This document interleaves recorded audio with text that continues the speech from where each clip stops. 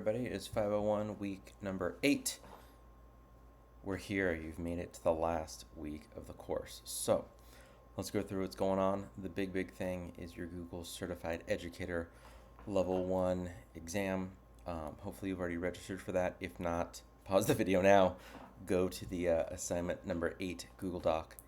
Register for that. It takes about a full day for your registration to actually be processed and get a link. You'll get a link.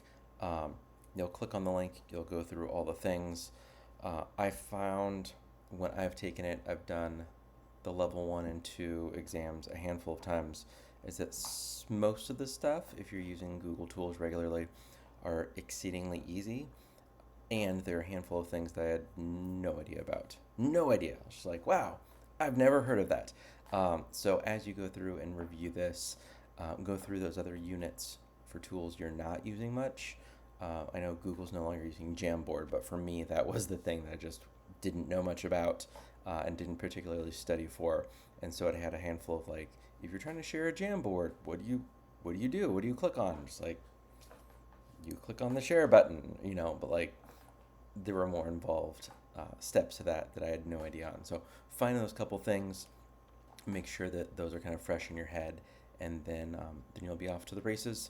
For your assignment, you're going to do a screenshot showing, yes, I passed, yay, or maybe no, you didn't. That's okay. Either way, you still get credit, and then you're going to do a blog post, as you often do. Please make sure you give a link to an active blog post. It should never have /edit in the URL, and that is your big assignment. It's been just kind of 8 weeks coming, so it's pretty straightforward. Also, be sure in week 8 that you submit a link to your reflection journal. Make sure that I can see it. It's in the gradebook under participation. It's called Participation Weekly Reading Reflections. Clever title. As long as you have a post for each week, you're going to be all set. You're obviously going to finish up your reading of Holly and Tanya's book. Hopefully that's been good. If you've not said hello to them or said thanks for the book, we read it in 501 with Bill. Say a quick hello on social media, and they will be happy because they are humans that wrote a book, and it feels very kind of ethereal in the same way like perhaps your blog posts. You're like, I posted it. I know Bill read it. I don't know what else has really happened with it. So if somebody just randomly like found your email or commented on your blog, you'd be like, whoa, somebody read my thing. It exists in the world. Do that for them.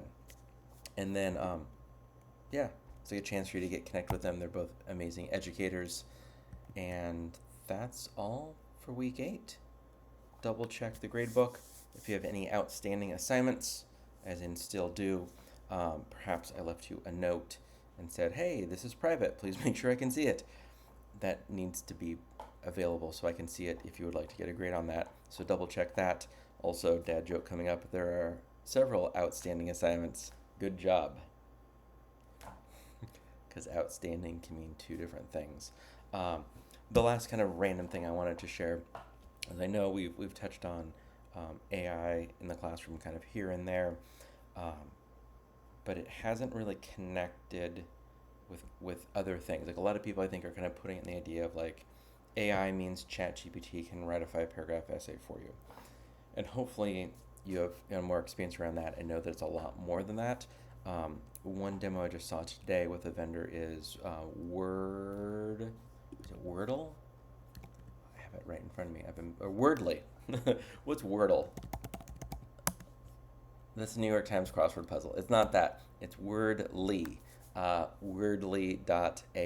And what it actually does is real-time translation and transcription. So you can hop on a Zoom call, a Google Meet call. You can be live. You can select a language or it'll auto-select. You start talking, and then either you can have like a separate screen that'll give you several languages at once. You can have a column for, if you're speaking English, a column for English, a column for Spanish, a column for Mandarin, and it'll give you real-time translations like that.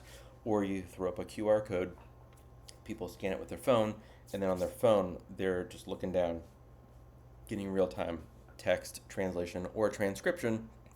They throw headphones in, and they're hearing a real-time translation.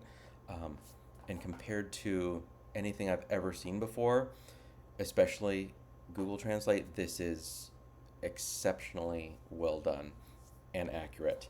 I did a demo with one of my colleagues who's fluent in Spanish and English, and she listened to both, spoke in English, heard it in Spanish, and it was accurate, like almost perfect, 90 to 95% accurate, hovering around the 95% accuracy, and then also speaking Spanish and then having it translated to English, and it's an amazing thing.